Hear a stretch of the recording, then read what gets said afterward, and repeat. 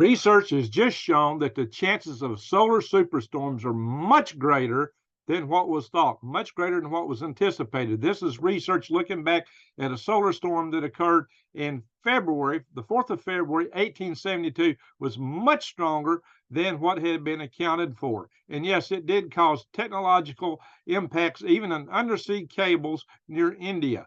I mean, near the equator. So, guys, the chances that the grid will go down because of solar storms is much higher than was anticipated. And we're not ready for that. Our grid is not ready for that right now, in spite of a lot of the things that have been published by EPRI and some of these other institutes. Guys, we're not there.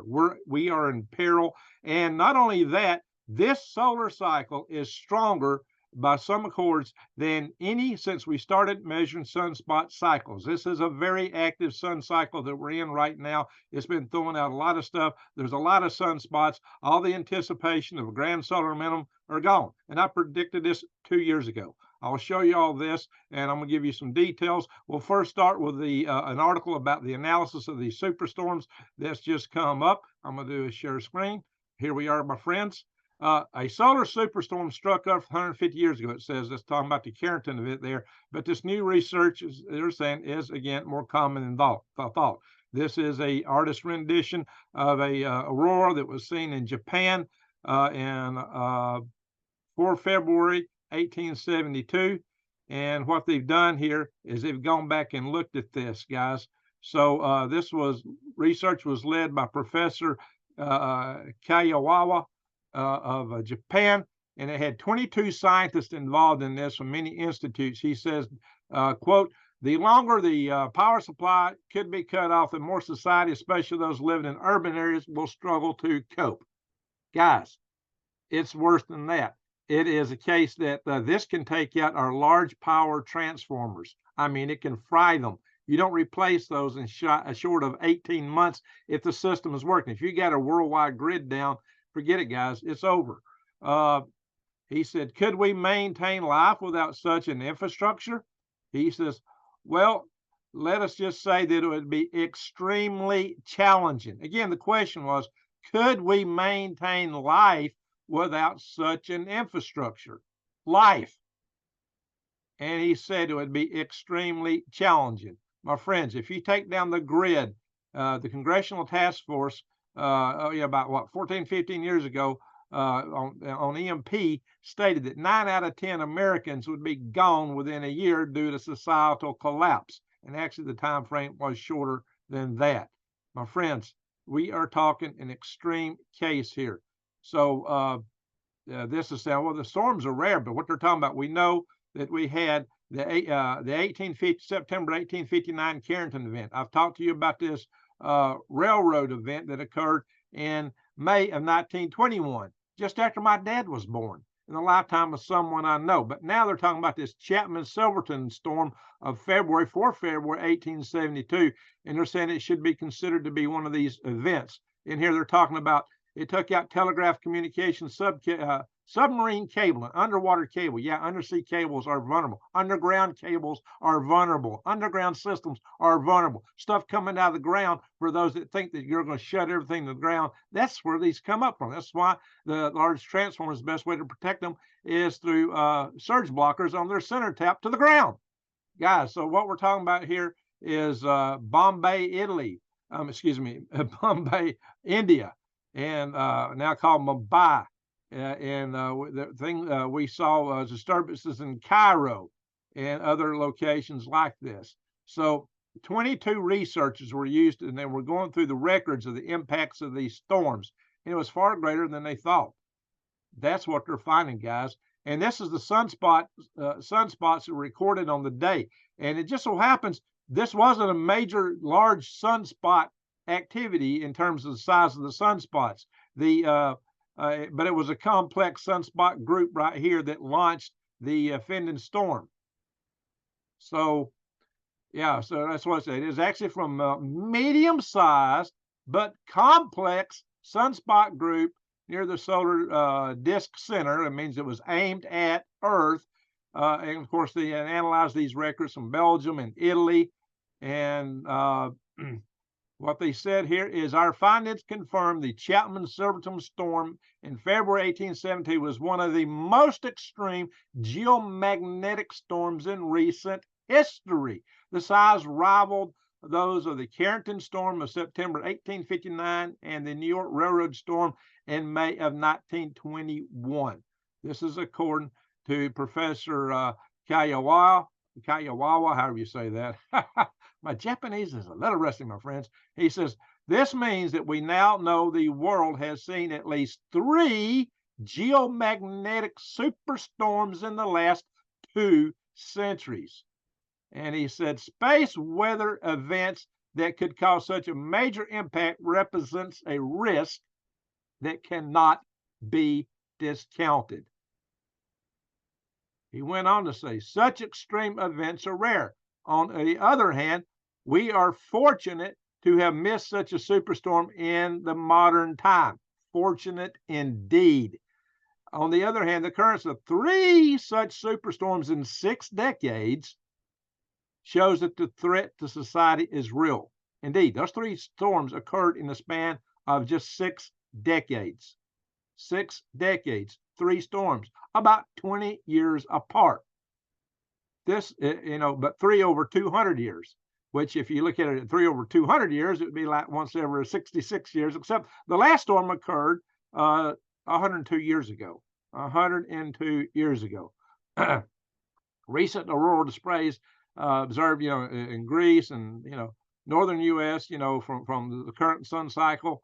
But we may see enhanced aurora activity in the coming years. Enhanced aurora activity in the coming years. Now, I'm going to show you some more on this, but before I do, you need to know to get ready. You need to have long-term food supplies and other prep supplies at your disposal. Guys, it's just because the grid goes down, we may be in severe trouble. I'll go into that more in a little bit. But guys, right now, it just so happens if you go to prepwithgreg.com, you can't get this directly through my Patriot Supply. If you go to prepwithgreg.com, you get a special here. They went back and put in that 25% discount special. You get $200 off this purchase if you get a 3-month supply of food that'll last you 25 years, breakfast, lunch, and dinner. This will make you a winner because you get 2,000 calories a day, a lot more than a lot of the competitors offer. And what they claim is, months, 3 months, or whatever supply of food, they count it differently. But these guys are providing you adequate calories. And so these are in rugged buckets that are watertight. They're great for burying in caches, and they're easy to carry. You can stack these up. They stack on top of each other and store them anywhere. I've even used them to put pictures on in my living room. But these bags are also sealed. And you can get a 2-week supply for just $127. So you need to consider this, or go in here to their general store. If you click on My Patriot Supply, and you can get solar generators, you can get solar rays, you can get other survival items, survival gear. You can get stoves and cooking gear, Christmas gifts, other types of survival food, including fruit and vegetable kits. You can get protein kits, gluten-free. There's a wide variety here, guys. It's not just one thing. There's heirloom seeds, which I highly encourage you to go to my links to True Leaf Market for that, or Eden Brothers. But air purification, you need to consider that in case we have a nuclear event. Water filtration, this is the most important thing for you guys to consider in prepping. All right, let's move on here. I predicted this stuff, like I said, 2 years ago, because 2 years ago I did this video. See, 2 years ago. Solar flares cranking up as our magnetic shield drops down. No, the magnetic field isn't dropping down because the sunspots are going in. It's dropping anyway. It's a different process, guys. It is a geomagnetic Earth center process that's causing our field strength to drop. And even though the sun is cranking up, the field is still dropping, which means we're probably more vulnerable than they were in those days with a stronger solar shield than we have today. This report was based on some analysis that some scientists come out with that said because the parameters of the previous solar cycle were so short that every time we've seen it in the past, we would get a stronger sun cycle. A very strong cycle would follow. And they predicted that we would get one of the strongest cycles we've ever seen. They were right. They were absolutely correct. Valentina Zarakova, wrong. We are in a solar period that is going crazy here. the sun is going crazy and it's about to hit its peak. It looks like it's going to peak early, maybe in even as likely as January 2024, maybe a year rocket, because this was predicted to peak in July of 2025, guys. But it's now looking like the peak's going to come early and may last longer this time. So, and bear in mind that 1872 storm occurred from some rather small sunspots. But we have a lot of sunspots on the sun right now. So this is something to bear in mind, my friends. This is something to pay a lot of attention to. So, and what they've said in here, let's see if I can find it. It's in this article too. They're claiming that this is, yeah, right here it is. Solar cycle 25 has turned out to be one of the most robust cycles of the sun recorded since observations began in 1755. One of the most robust cycles. So if we go over here and just kind of look at things like the modern minimum where people said we would be at this point, a lot of people were claiming that, especially when I come out and did this video back here. All the YouTubers and all my friends were saying, oh, we're not going to see any sunspots. We're going to nowhere in the sunspot cycle. Well, guess what? That article I was citing, those researchers were correct. We are in an active sun cycle. And just to show you a reference, during the modern minimum, you had years with 0 sunspots. And you had like 9, 6, 9, 0, 3, some less than 20 at what should have been a peak, 0, 1. That one was big though. And it's been said you could have a giant solar storm even in a modern minimum, including something like a Carrington event. So you can't count that out. You can see the sun was just dead in that period. So for several decades, there was, from almost nothing, 1650 to just past 1700, 50, 60 years. This is about a 60-year minimum. And then there was the Dalton minimum that was kind of low, and we're supposed to be in the Eddy minimum, but the Eddy minimum is a little bit disappointing because solar cycle 25 is picking up. And I'll show you solar cycle 25 here. You can see it's above what the prediction for it was. And if you look at it, you can barely see this little blue line here, but it's higher than the last cycle already. So, and we haven't reached the peak yet. So this, and the curve here is really steep. So it's picking up early, it's picking up fast, and that's what's happening, my friends. And there's been some major solar storms. We've seen several, fortunately, coming out from the sun when it was faced away from Earth. Very fortunately, because some of those would have been Carrington event type of solar storms had to hit Earth. We were very fortunate that they were aimed away from us. So, guys, we've been missing the bullet, but how long, when you're playing Russian roulette, do you continue to miss the bullet? Gigantic hole right now. This is current. The facing sun is wider than 60 Earths, spewing a super fast wind at us right now. And this can cause some nice auroras, mainly. But solar storm set to pummel Earth in hours after a huge hole opens in the sun, according to this article, which is come out on the 5th. Today's the 6th. All right, guys. So here, it just turned the 6th. So yeah, by a few minutes ago. So if you look here on the face of the sun, that is not a solar minimum picture, guys, not by a long shot. And, that's not too far different from the group that spewed out that 1872, 4 February 1872 sun. That's a storm. That's a pretty complex group there. And maybe not quite that, but we're not at solar maximum yet, my friends. So buckle up. What are we in for? I think we're in for it. Sooner or later, the sun is going to take out the grid if we don't do it beforehand. If we don't do it beforehand, the sun is going to get us. That is what we're looking at, my friends. So let me stop the share and just talk about this for a minute. So bear in mind that, once again, let me repeat this. What happens if you go back to the Quebec hydro event of 1989? We had Quebec's grid taken out. What happened is those big, large, long-distance transformers got fried, and then they're more susceptible to northern latitudes. But also there were some in Salem, Massachusetts that got fried, one or two there, and a couple of other places. Guys, these things If you order one, it takes 18 months to get it on your loading dock. If you get thousands of these fried, the power don't come back on like all the TV shows, just magically come back on in a few days or weeks. No, we're talking that 18 months means you got the wherewithal to order it. That means you got your computer infrastructure. That's how we order everything these days. That means there's people out there to build them. And the current, you can't replace the thousands that might get fried. Even if all the infrastructure was in place and everything was operating, we had an electrical grid and everybody was going to work and making stuff, you wouldn't be able to make that many if you had production at full tilt for 10 years at least. But it ain't going to be like that. You're going to be in a condition where you're not going to have power for money, for internet, to order these things. 9 out of 10 people will be gone in a year, 6 months before you get it on your loading dock. We're having labor issues right now. What are you going to do when almost everybody is in the ground somewhere? Guys, this is serious. This is really, really serious. And we're also in an increased risk for world war right now. I'd say we're really in a world war, although it's mostly a proxy war at the moment for most Western countries.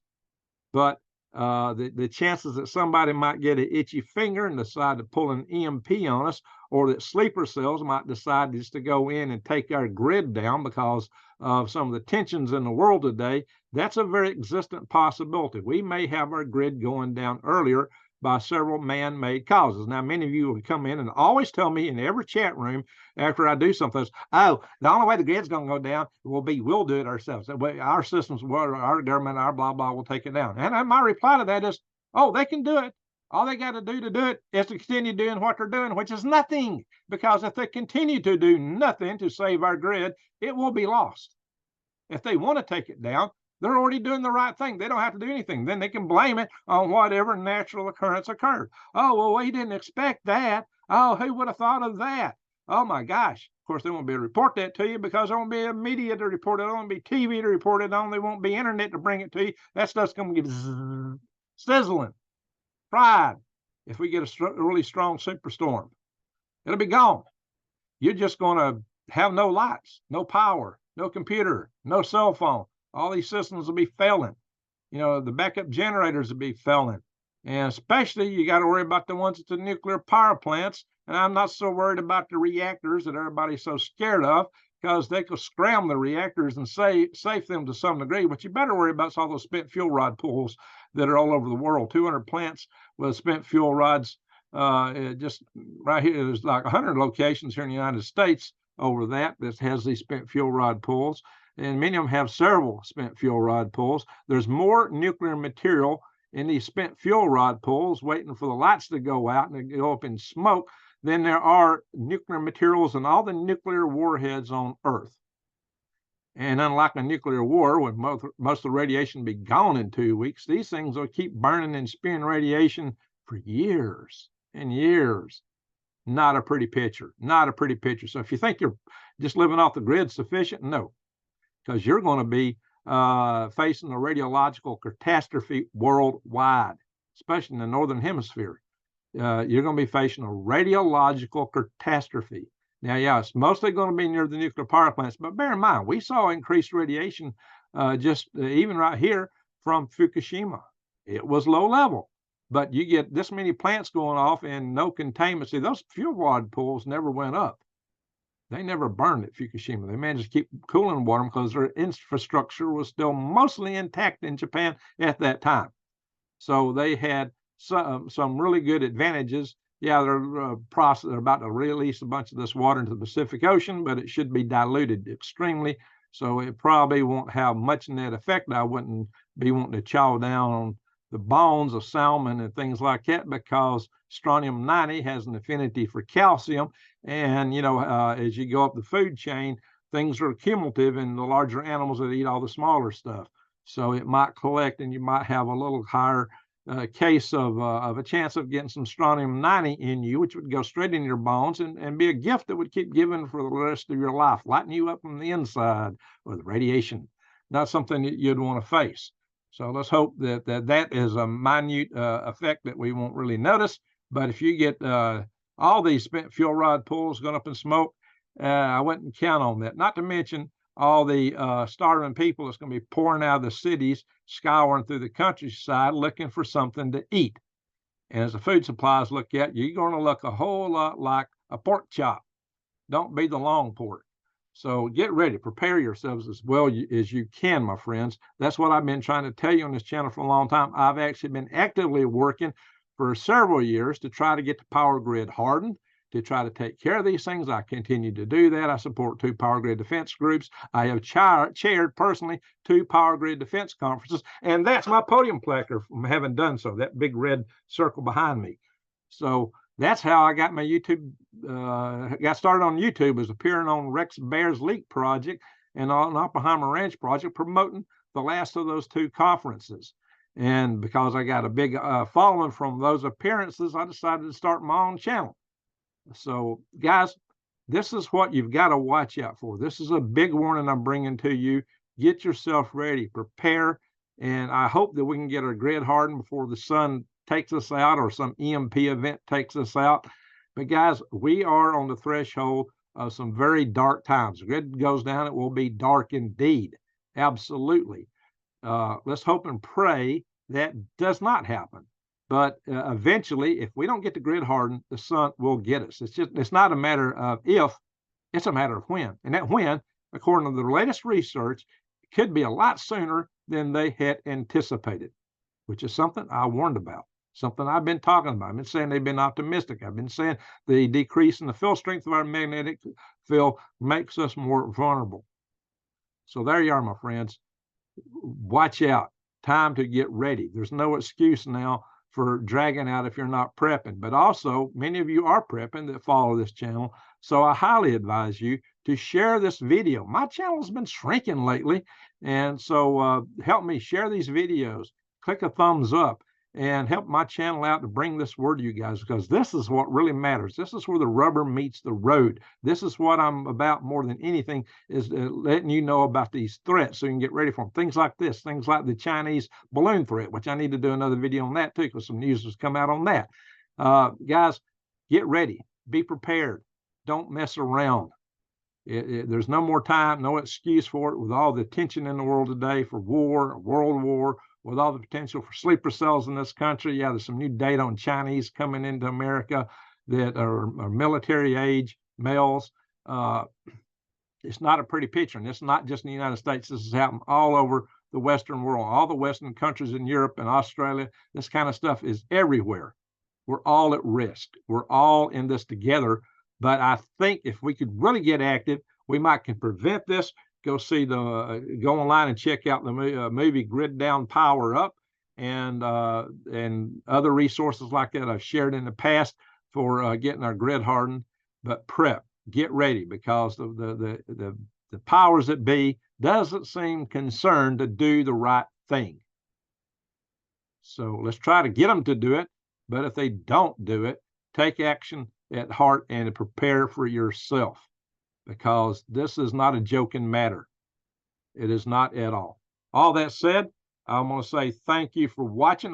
You can also go to go to the Freedom Restoration Foundation.org and go to the Action Center and go down through there at the bottom, scroll down past the alerts, and see how to contact your Congress critters and your state representatives and get a hold of them and chew their ears out and say this needs to be fixed.